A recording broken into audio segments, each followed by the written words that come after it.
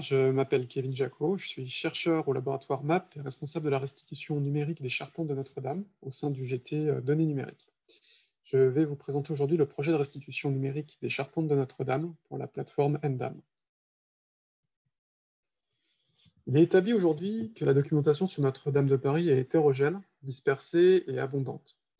Cette affirmation est à nuancer cependant pour les charpentes pour lesquelles relativement peu d'études ont été réalisées. Les ressources existantes, beaucoup sont anciennes, relativement fragmentaires et souvent incohérentes. Aucun relevé global n'existe. Cette méconnaissance des charpentes explique la mise en place d'un projet spécifique au sein du GT numérique, ayant pour but la restitution des charpentes dans leur état immédiatement antérieur à l'incendie du 15 avril 2019. La fonction première de la restitution est d'offrir une meilleure compréhension des vestiges. Il peut servir de base de travail pour vérifier des hypothèses archéologiques ou architecturales. Avec son intégration dans la plateforme numérique NDAM, que vous avez pu entrevoir dans une autre vidéo, elle devient également une référence spatiale et temporelle commune, unique, la seule existante correspondant aux charpentes juste avant leur disparition. Elle devient à son tour un moyen d'accès et de croisement de ressources liées à cet espace et à cet état temporel. Toute restitution repose sur l'interprétation des documents existants. Ils contiennent une part d'hypothèses qui fait l'objet d'une documentation. La première vision globale des combles médiévaux de la cathédrale est le fruit d'un travail de 2 ans mené par Rémi Fromont et Cédric Transo. C'est un travail remarquable, notamment par le souci apporté à la nature des assemblages, mais qui omet le transept et la flèche. Il apporte par ailleurs un inventaire critique des sources existantes sur le grand comble sur lequel la restitution peut s'appuyer. D'autres sources iconographiques et 3D sont cependant mobilisables dans ce projet de restitution. Attardons-nous maintenant sur ces dernières qui n'ont pas fait l'objet d'analyse critique. Aujourd'hui, c'est environ 3500 photos des charpentes et des couvertures qui sont intégrées au projet. Les 2/3 proviennent de reportages photographiques récents réalisés par les agences d'architecture en charge de la restauration de Notre-Dame de Paris. Un travail d'indexation est mené en parallèle de la restitution afin d'enrichir ces milliers de clichés de mots-clés permettant de préciser l'emplacement des prises de vue et donc de faciliter l'exploitation des photographies dans le processus de restitution. Ce travail d'indexation, qui utilise la nomenclature en usage sur le chantier, est réalisé en collaboration avec Frédéric Epo. La restitution est maintenant suffisamment détaillée pour permettre à son tour l'indexation des nouvelles photographies. Il est à noter qu'une étude statistique menée à partir de l'indexation révèle un déséquilibre au niveau de la couverture photographique des charpentes.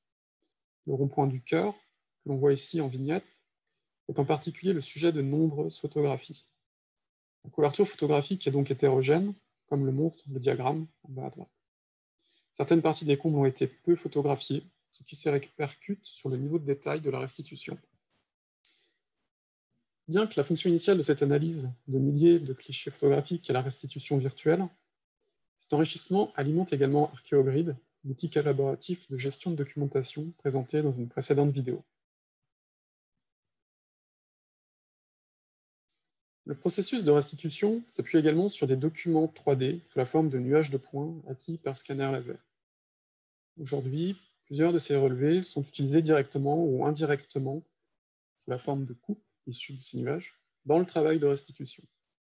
Il s'agit des relevés réalisés par le chercheur Andrew Tellon, ainsi que les nuages de points de 2 sociétés, AGP et GEA. Ce sont des données volumineuses, mais loin d'être exhaustives.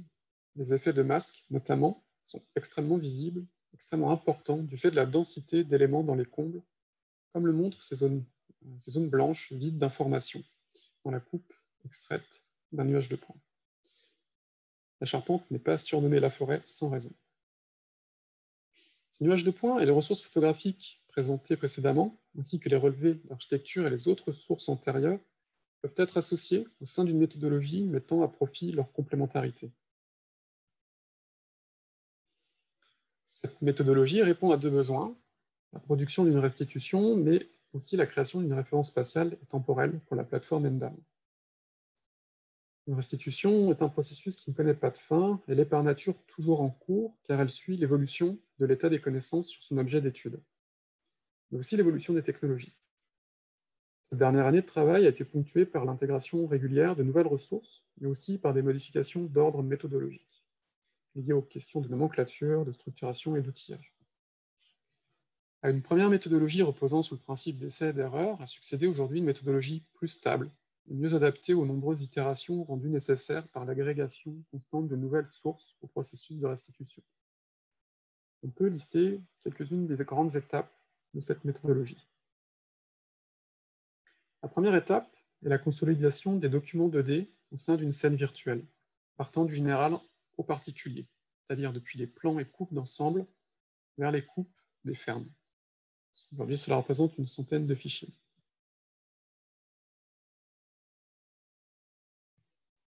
La deuxième étape repose sur la définition d'un volume intérieur englobant, prenant la forme d'un modèle géométrique simple créé à partir des références globales.